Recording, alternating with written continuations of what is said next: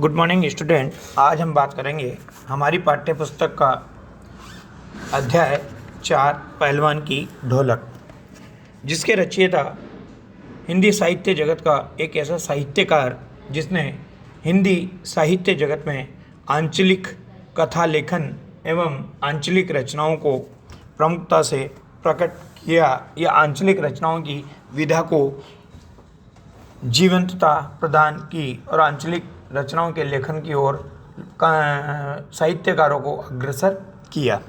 उस साहित्यकार का नाम है फणीश्वरनाथ रेणु। सबसे पहले हम फणीश्वरनाथ रेणु के बारे में जानकारी प्रदान कर दें। इनका जन्म 4 मार्च 1921 को ओराई हिंगना जिला पूर्णिया, जो अब अररिया में है, बिहार में इनका जन्म हुआ। इनकी प्रमुख रचनाएं मेला आंचल, पड़ती परिकथा, दीर्घ तपा, जुलूस, कितने चौराहे जो इनके उपन्यास हैं, ठुमरी, अगिनखोर, आदिम रात्रि की महक, एक श्रावणी दोपहर की धूप, ये इनके कहानी संग्रह है। ऋणजल, धनजल, वन तुलसी की गंध, श्रुत अश्रुत, पूर्व संस्मरण, नेपाली क्रांति कथा जो इनके रिपोर्टाज हैं, तथा रेणु रचनावली जो इनके 5 खंडों में प्रकाशित हुई है। इनका निधन 11 अप्रैल सन 1977 में हुआ। सबसे पहले हम बात करते हैं आंचलिक रचनाओं की। आंचलिक रचनाओं में इनका लिखा हुआ मेला आंचल जो 1954 में प्रकाशित हुआ सबसे बहुचर्चित उपन्यास है। आंचलिक रचनाएं क्या होती हैं? आंचलिक रचनाएं वो होती है जो किसी ग्रामीण क्षेत्र विशेष से जुड़ी हुई होती है। उस ग्रामीण क्षेत्र विशेष से जुड़ करके वहाँ की भाषा, संस्कृति, लोक जीवन को केंद्र में लाकर खड़ा कर देती है। लोकगीत, लोकोक्ति, लोक संस्कृति, लोक भाषा, लोक नायक की इस अवधारणा ने भारी भरकम चीज एवं नायक की जगह अंचल को नायक बनाया। वहाँ की रीति रिवाज, खान पान, भाषा, बोली, वेशभूषा, पात्रों के नाम आदि सब ग्रामीण क्षेत्रों के आधार पर इन रचनाओं में प्रकट किए जाते हैं। यहाँ पर आपके जो रचना प्रस्तुत की गई है, ये इनकी प्रमुख कहानियों में से एक कहानी है जिसका शीर्षक पहलवान की ढोलक दिया गया है। ये कहानी फणीश्वरनाथ रेणु की समस्त विशेषताओं को एक साथ अभिव्यक्त करती है। रेणु की लेखनी में अपने गांव, अंचल एवं संस्कृति को सजीव करने की एक अद्भुत क्षमता हमें दिखाई देती है। ऐसा लगता है मानो हर एक पात्र उनकी रचनाओं में वास्तविक जीवन जी रहा हो। पात्रों एवं परिवेश का इतना सच्चा चित्रण अत्यंत दुर्लभ है।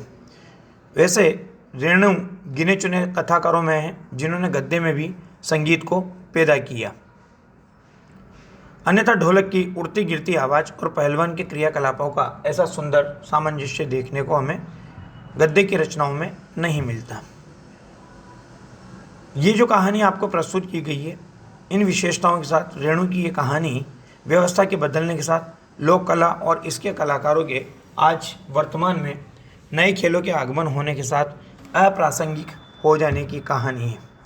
राजा साहब की जगह नए राजकुमार का आकर जम जाना सिर्फ व्यक्तिगत रूप से देखा जाए तो केवल सत्ता परिवर्तन नहीं है, बल्कि जो हमारी ज़मीनी पुरानी व्यवस्था है, उस व्यवस्था के पूरी तरह उलट जाने और उस पर सभ्यता के नाम पर एकदम नई व्यवस्था के आरोपित हो जाने का प्रतीक भी है।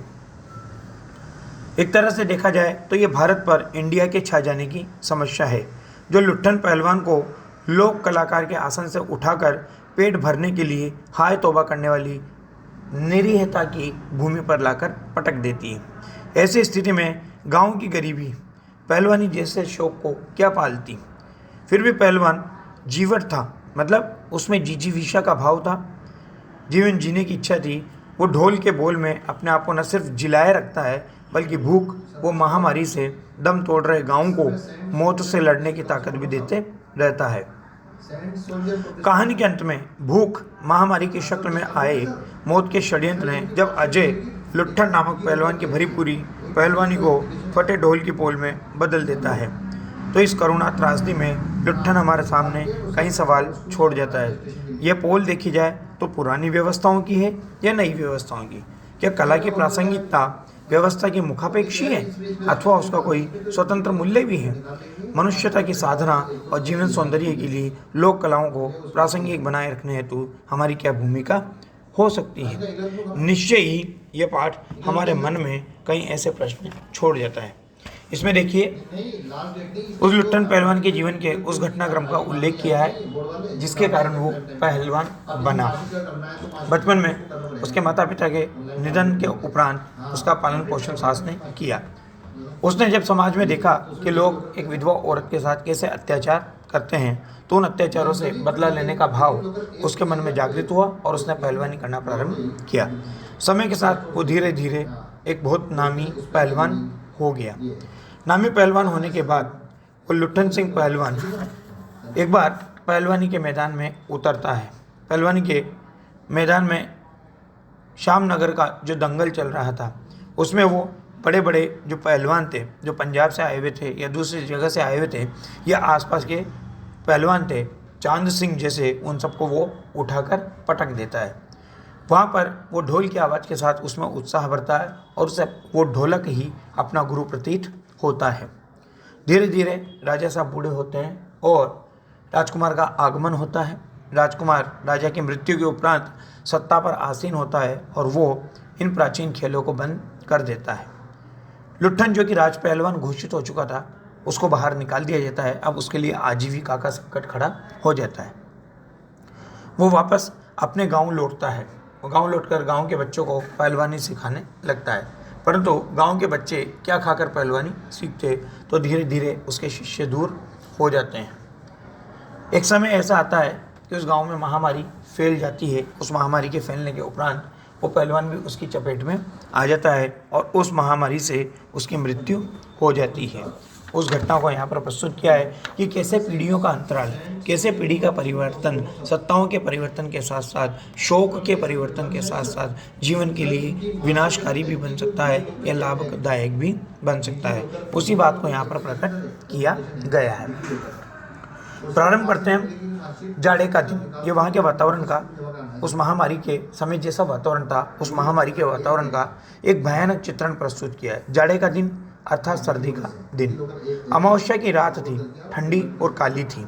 मलेरिया और हैजे से पीड़ित गांव भयार्त शिशु अर्थात भय से डरा हुआ शिशु की तरह थरथर कांप रहा था। पुरानी और उजड़ी हुई बांस फूस की जो झोपड़ियां थी, उन झोपड़ियों में अंधकार और सन्नाटे का सम्मिलित साम्राज्य दिखाई दे रहा था। अंधेरा और निस्तब्धता यानी सुनसान शांत वातावरण दिखाई दे रहा था। ऐसा लग रहा था कि मानो अंधेरी रात चुपचाप आंसू बहा रही थी। निस्तब्धता जो थी वो करुण सिसकियों और आहों को बलपूर्वक अपने हृदय में दबाने की चेष्टा कर रही थी। ऐसा क्यों था? क्योंकि वहाँ पर लोग उस महामारी से मर रहे थे, जिसके परिणाम स्वरूप वहाँ के लोग रो रहे थे। करुण सिसकियों में उनकी आह सुनाई दे रही थी, जिसको वो शांत वातावरण दबाने की चेष्टा कर रहा था। आकाश में तारे चमक रहे थे, पृथ्वी पर कहीं प्रकाश का नाम नहीं था। ये अंधकारपूर्ण वातावरण इसलिए बताया था कि गांव में कहीं आशा का वातावरण दिखाई नहीं दे रहा था।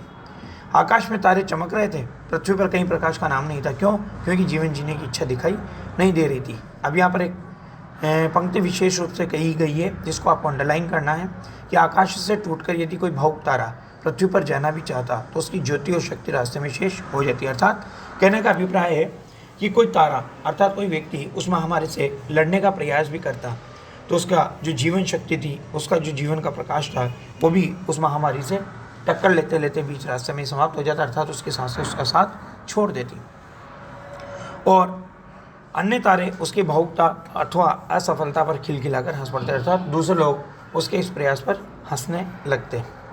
अब और भयानक वातावरण का चित्रण कर रहा है कि शियारों का क्रंदन था, मतलब शियारों के रोने का स्वर सुनाई दे रहा था और पेचक की डरावनी आवाज़, पेचक अर्थात उल्लू की डरावनी आवाज़ कभी कभी निस्तब्धता को अवश्य भंग कर देती थी। गांव की झोपड़ियों से कराहने और कह करना वोमिट, जिसे आप कहते हो उल्टी करना, कह करने की आवाज़ हरे राम हे भगवान की तेर अवश्य सुनाई पड़ती थी।